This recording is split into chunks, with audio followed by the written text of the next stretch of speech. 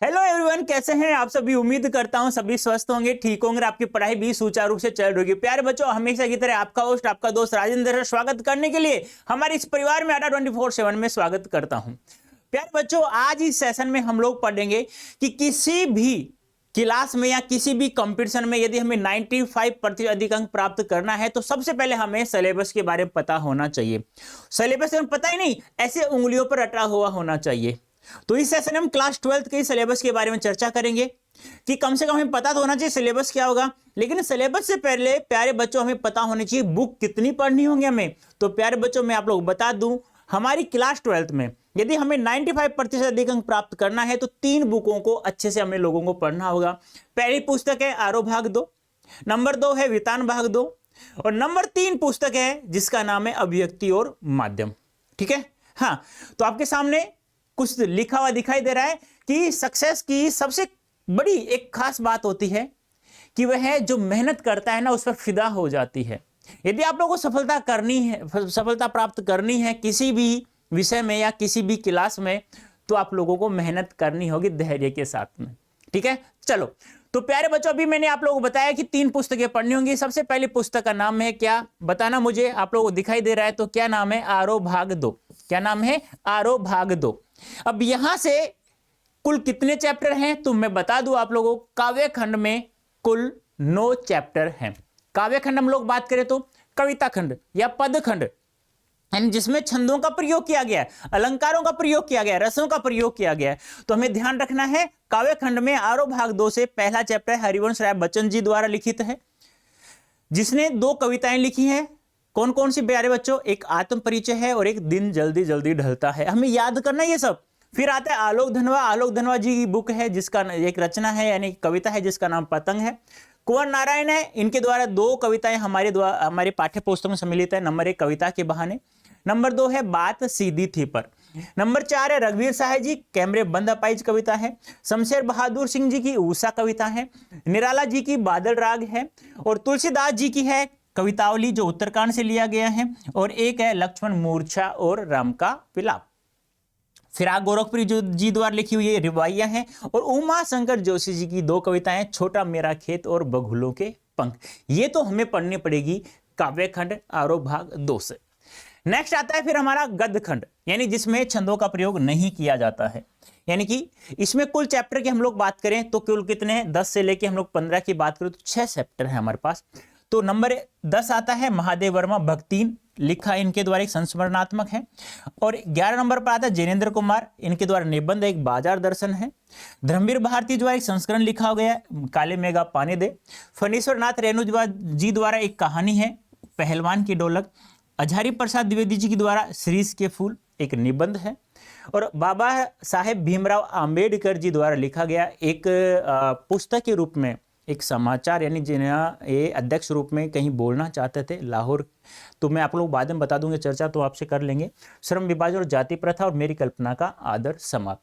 ये पाठ हुआ हमारी आरो भाग 2 पुस्तक। यानी इसका मतलब हमें कुल आरो भाग 2 पुस्तक से कुल 15 चैप्टर्स पढ़ने होंगे अच्छे से, जिसमें से काव्य खंड में से 9 और गद्य खंड में से हमें पढ़ने होंगे 6 चैप्टर। याद करना है, उंगलियों पे ऐसे होना चाहिए हरिवंश राय बच्चन जी, रघुवीर साहब जी, शमशेर बहादुर सिंह जी, निराला जी, ऐसे याद करना है हमें, उनकी रचनाओं के बारे में याद रखना है। तब भी हम लोग 95% से अधिक अंक प्राप्त कर सकते हैं 12th क्लास में। फिर नंबर 2 बुक आती है हमारी जो है वितान भाग 2। यहाँ मात्र 3 ही चैप्टर हैं। सिल्वर वेडिंग है, मनोहर श्याम जोशी जी द्वारा रचित है। सूझ है, आनंद जोशी जी द्वारा रचित है। और अतीत में दबे पाँव है जो ओम थानवी जी द्वारा रचित है। यानी कि मात्र हमें वितान भाग 2 से 3 ही चैप्टर हमें पढ़ने हैं। सिल्वर वेडिंग, सूझ और अतीत में दबे पाँव 3 है मात्र। फिर आती है सबसे महत्वपूर्ण इंपॉर्टेंट बुक है जिसका नाम है अभिव्यक्ति और माध्यम। यहाँ से हमें, यानी कि मैं कहूँ तो, यानी कि आरो भाग 2 और वितान भाग 2 को तो आपको मैं उंगलियों पे इस प्रकार से जितने सेशन में ले रहा हूँ आप लोग पढ़ लोगे तो रट लोगे, अच्छे समझ में भी आ जाएगा। लेकिन इसको समझने के लिए हमें कम से कम एक चैप्टर को मेरे पढ़ाने के बाद में आपको रिपीट करना होगा। ठीक है, तो यहाँ से नंबर 3 चैप्टर है, नंबर 4, क्योंकि ये मैंने 1 2 3 क्यों नहीं लिया, क्योंकि ये मिक्स बुक है, कक्षा 11 के लिए भी और 12 के लिए भी मिक्स है। और इसमें भी अलग है, ऐच्छिक के लिए अलग है और कोर के लिए अलग है, यानी आधार बुक के लिए अलग चैप्टर है और ऐच्छिक वालों के लिए, क्लास 12 वालों के लिए अलग चैप्टर है। इसलिए मैं जो हमारे काम में आएंगे आधार पुस्तक, कोर पुस्तक में, वही मैंने यहाँ पे लिया है। 3, 4, 5 है विभिन्न माध्यमों के लिए लेखन है, ये आधार में भी है और ऐच्छिक में भी है। पत्रकारी लेखन के लिए विभिन्न रूप और लेखन प्रक्रिया है, विशेष लेखन, स्वरूप और प्रकार है, ठीक है। फिर आता है 6, 7, 8 कैसे बनती है कविता, नाटक लिखने का व्याकरण और कैसे लिखे कहानी।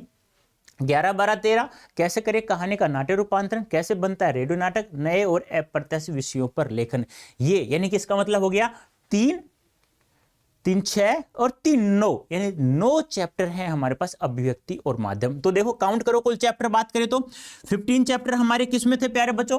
15 चैप्टर की हम लोग बात करें तो 15 चैप्टर थे हमारे आरोह भाग 2 के। किसके थे? आरोह भाग 2। ध्यान से सुनना, आरोह भाग 2 जो पुस्तक है 15 चैप्टर वहां से थे। वितान की हम लोग बात करें तो कितने चैप्टर थे बताइए जल्दी से मुझे? 3 चैप्टर। और अभिव्यक्ति और माध्यम से, अभिव्यक्ति और माध्यम, अभिव्यक्ति और माध्यम से कितने थे प्यारे बच्चों? अभिव्यक्ति और माध्यम से 9 चैप्टर।